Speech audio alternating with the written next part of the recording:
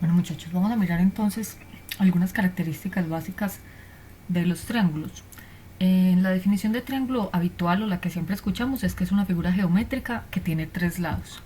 Nosotros ahora vamos a incluirle a esa definición que es una figura geométrica que tiene tres lados, tres ángulos y tres vértices. Vamos entonces a mirar en este triangulito que tenemos aquí de ejemplo, ¿cierto? Cuáles serían los lados, cuáles serían los ángulos y cuáles serían los vértices, listo. Entonces en este triángulo que tenemos de ejemplo, miramos que en cada una de las esquinitas de la figura hay una letra. No siempre tienen que ser estas tres letras, ¿cierto? Miremos que yo puse la A, la B y la C, pero como estas esquinitas son puntos, recordemos que los puntos se nombran con letras mayúsculas, entonces yo estos puntos los podría nombrar con cualquier letra mayúscula, por ejemplo P, Q y R o la que yo desee. En este caso lo nombré el triángulo ABC. Entonces vamos a mirar en ese triángulo cuáles serían los lados. Los lados de cualquier figura geométrica son segmentos. ¿Listo? En este caso, como es un triángulo, son tres segmentos. Segmento AB, segmento BC y segmento AC. Recordemos que la lineecita arriba significa segmento. Recordémonos que si hay solo una flechita para un lado, es semirrecta, y que si tuviera doble flechita, sería recta, ¿cierto? Entonces aquí tenemos segmentos. Y acuérdense que es lo mismo el segmento AB que el segmento BA. O sea, yo podría haber escrito AB o BA y es lo mismo. Vamos a mirar cuál es el segmento AB. El segmento AB es el segmento que empieza en A y termina en B. O sea, empieza en A y termina en B. O sea, que sería esta línea de acá. Ese es el lado AB. El otro lado es el segmento BC. Entonces empieza en B y termina en C. O también puedo decir que empieza en C y termina en B. Y el segmento AC. Entonces que empiezan ahí y terminan en C, o sea este. Entonces los lados de este triángulo son AB, BC y CA o AC. Listo, el orden en que ponga las letras no importa. Vamos con los vértices antes de ver los ángulos. Los vértices son puntos, listo, son puntos que están en las esquinitas de la figura. Entonces este punto de aquí se llama el punto A, lo llamé el punto A, este se llama el punto B y este es el punto C. O sea que esos son los tres vértices, el vértice A, el vértice B y el vértice C. Esos son los vértices de un triángulo, listo. O de cualquier figura. En cualquier figura geométrica, estos puntos donde se encuentran dos lados se llaman vértices. Ahora los ángulos.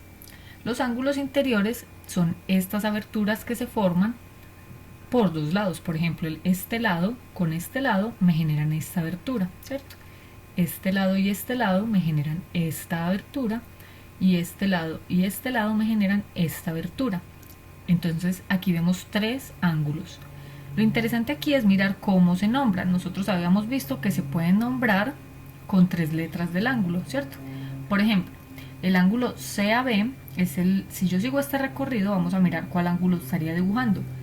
CAB. Entonces, en ese recorrido que hice, dibujé el ángulo marcado por este y por este segmento, o sea que vendría siendo este ángulo, ¿cierto? Que aquí también lo pude haber llamado el ángulo A, ¿cierto? Entonces yo lo puedo llamar el ángulo CAB o lo puedo llamar el ángulo A, ¿listo? Vamos a mirar el ángulo ABC. Entonces hago este recorrido, empiezo en A, sigo en B y termino en C para ver cuál ángulo dibujo. Entonces A, B, C. Entonces en ese recorrido que hice, ¿cuál ángulo dibujé? Dibujé este ángulo, el ángulo formado por este y por este lado, que se puede llamar ABC o también les puede aparecer como el ángulo B. Y por último el ángulo BCA. Entonces hago ese recorrido BCA. Ese es el ángulo formado por este y por este lado, o sea que viene siendo esta abertura, que además de llamarse así también podría aparecerles así con este nombre. Es decir, este y este son el mismo ángulo, este y este son el mismo ángulo y este son el mismo ángulo, listo. Ahora, en los triángulos ocurre algo muy interesante, y es que la suma de los ángulos interiores siempre es 180, listo, siempre. En la geometría que nosotros estamos estudiando, siempre esta suma va a dar 180. No va a haber un triángulo en el que nos dé más de 180 ni menos de 180. Entonces, por ejemplo, aquí tengo el triángulo ABC. En este triángulo ABC tengo que este ángulo mide 55, este 75 y este 50. Si yo sumo estos tres valores, 55 más 75 más 50, efectivamente me da 180. Aquí tengo otro triángulo que se llama PQR.